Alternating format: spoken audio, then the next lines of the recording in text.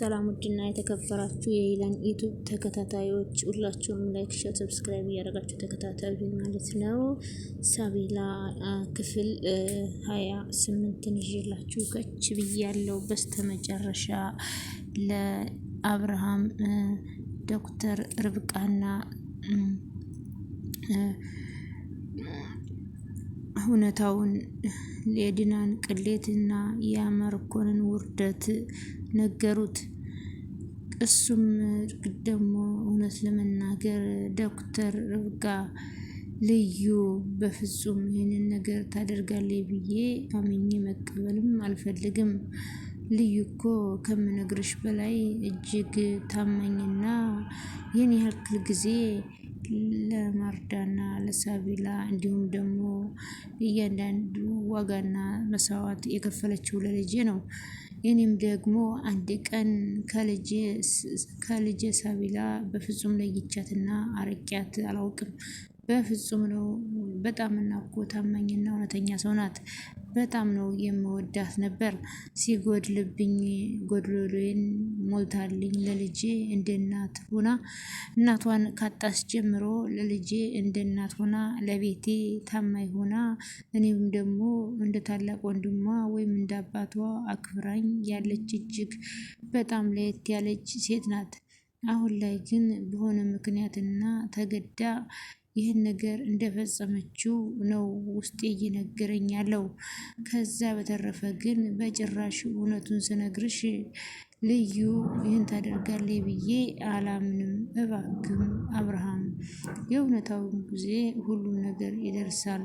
አሁንም ቢሆን እንደዚህ ያደርጋለች ብለህ ስላሉ ልዩ ላይ ጥላቻ እንድትፈጥር አልፈልግም ብላ ዶክተርም ሁሉንም ነገር ነገረችው። ርብቃ እጅግ በጣም ደስ የምትልና አስተዋይ የሆነች እውነታውን ፊት ለፊት የምትናገር እውነታውን ፊት ለፊት የምታራምድ ማንንም የማትፈራ ናት ማለት ነው። ዲና እና ማርኮን እንግዲህ ባልና ሚስት እንዳልሆኑ መታወቅ ዲናና ማርኮን እንግዲህ ባልና ሚስት እንደሆኑ ሁሉም ነገር መታወቅ አለበት። እንግዲህ አብርሃም ዲናና ማርኮን እህትና ወንድም እንደሆኑ ነው የሚያውቀው። እነሱ ግን በድብቅ እየተገናኙ ባልና ሚስት ናቸው። ከዛም እንግዲህ አብርሃምን በመድኃኒት አፍዘውና ገድለው ማለት ነው ንብረቱን ለመውረስ ነው፣ ልጅቷንም ለመግደል ነው የሚያስቡት። እንግዲህ ዶክተር ርብቃም ሁሉንም ነገር አውቃባቸዋለች። ለጥቅምና እንዲሁም ደግሞ ለርብቃንና አብርሃምን ንብረታቸውን ጠቅልሎ ለመውሰድ ነው። ልዩንም ይህን ሁሉ ጥላቻ ያደረጉባት ከዚህ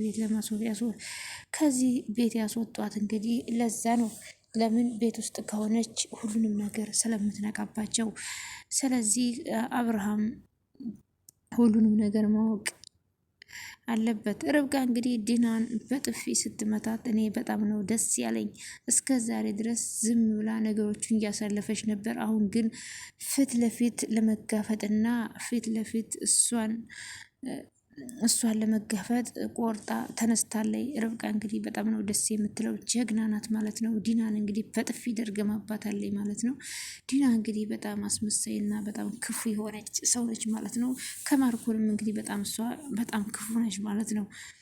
ክፋታቸው እንግዲህ ከልክ በላይ እያለፈ ነው። ስለዚህ የእናንተን ክፋትም በአደባባይ ላይ የእርቃን ፎቶሽን የያዝኩትን ነው በአደባባይ ላይ የምለቀው አለሜ አይሻም ብሎ ሲላት የእናንተም ብዙ ጉዳለ ብላ ርብቃም ለማርኮን አስደነገጠችው። ለአብርሃም እናገራለሁ ብላ ስትል ዲና እንግዲህ በጥፊ ስትመታት ማለት ነው። እሷም እንግዲህ መልሳ በጥፊ ደርግማታለች ማለት ነው።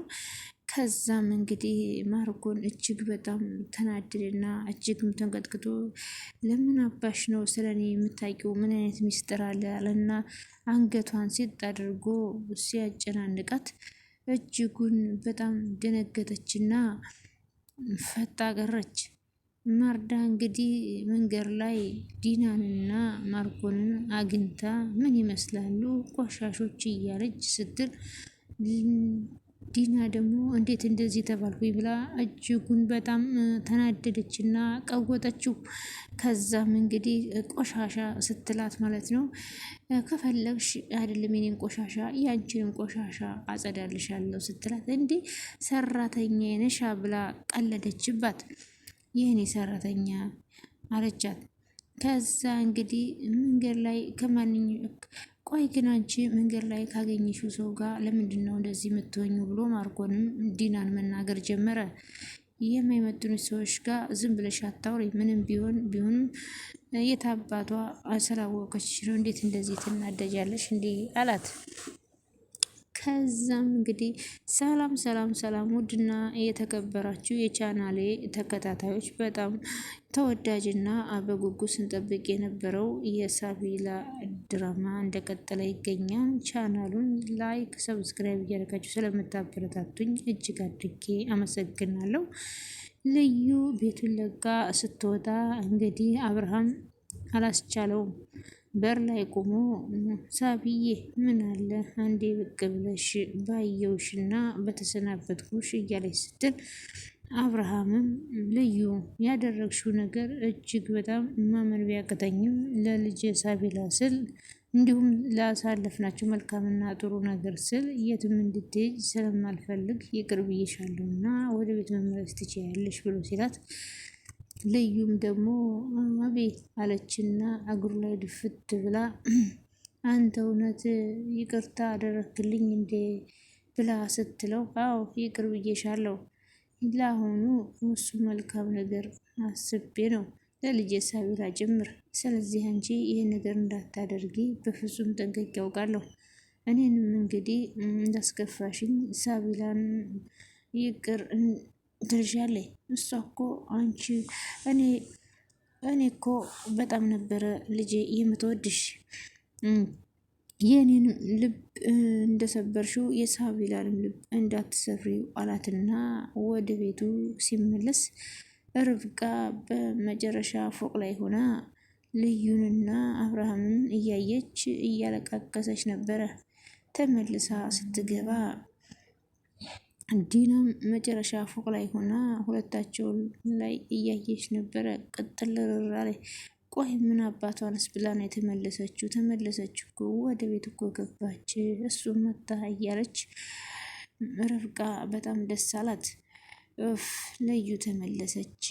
አብርሃም ምንም አይነት እንኳ ክፋት መጥፎ ነገር ቢያስብ ልዩ ላይ ሊጨክን አይችልም አለችና ልዩም እንግዲህ ወደ ርብቃ መኝታ ቤት ክፍል ሄደችና የተፈጠረውን ነገር በሙሉ ለዶክተር ርብቃ ነገረቻት። ርብቃ እኔ ምንም ነገር ያጠፋሁት ነገር የለም፣ ይቺ ዲናና ማርኮ ተብዬው ግን እናቴንና እህቴን አግተው እያሰቃዩት ነው። ለእናቴና ለእህቴ ስል ይሄን ነገር አደረግኩት።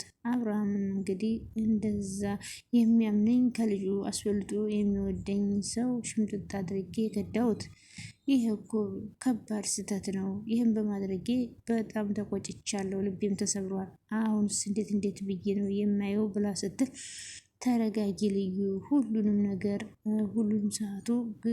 ሁሉንም እውነታ ሰዓቱና ጊዜው ሲደርስ እንነግረዋለን። አብርሃም በእርግጥ በጣም ነው ያዘነብሽ፣ በጣም ነው የከፋው።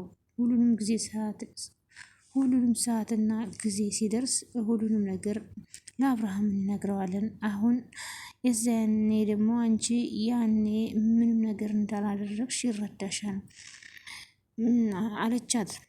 ልዩ ወደ ቤት ስለተመለስሽ በጣም ደስ ብሎኛል። ከአሁን በኋላ ደግሞ በእነዚህ አደገኛና ከባድ ሰዎች መጠንቀቅ አለብን ብላ አስጠነቀቀቻት። አብርሃም ደግሞ ከርብቃ ጋር ወደ ስራ ሊሄድ የልብሱን ኮሌታ እያዘጋጀችለት እና እያበጃጀችለት ሳለ በእርግጥ ይሄ የሚስት ድና ስራ ነው፣ ግን እንደዚህ ተዝረክርከህ እንድትሄድ አልፈልግም። ዶክተር አንቺ በጣም ጥሩና መልካም ሴት ነሽ፣ እጅጉን ከምነግርሽ በላይ ለእኔ ጤና መንከባከብም ብቻ ሳይሆን ለእውነት የምትቆሚ በጣም ሀቀኛ ሰው ነሽ አላት።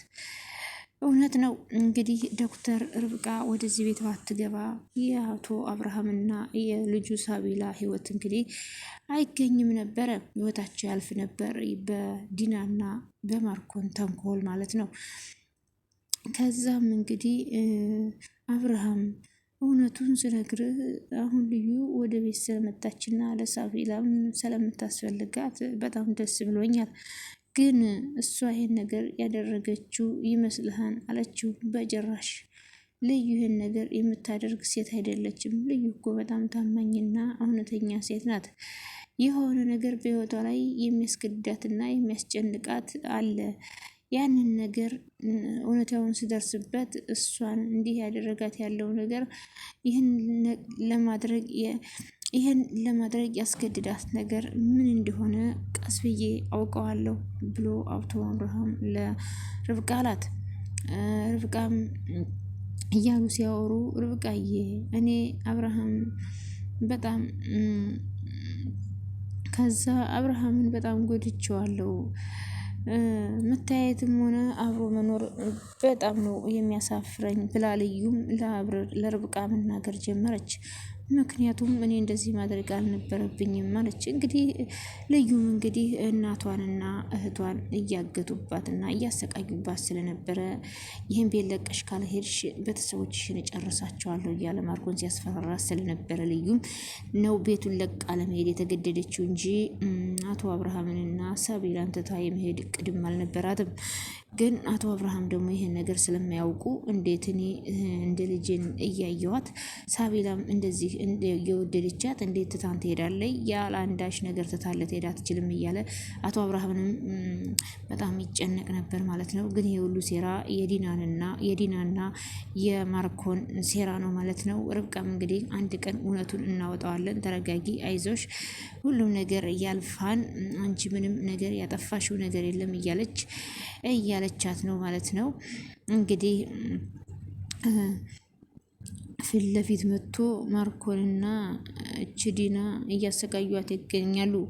ልዩ ደግሞ ወደ ሳቢላ ክፍል ገባችና አቅፍ አድርጋ እያጫወተቻት እርግብዬ ቆይ የት ሄደሽ ነው?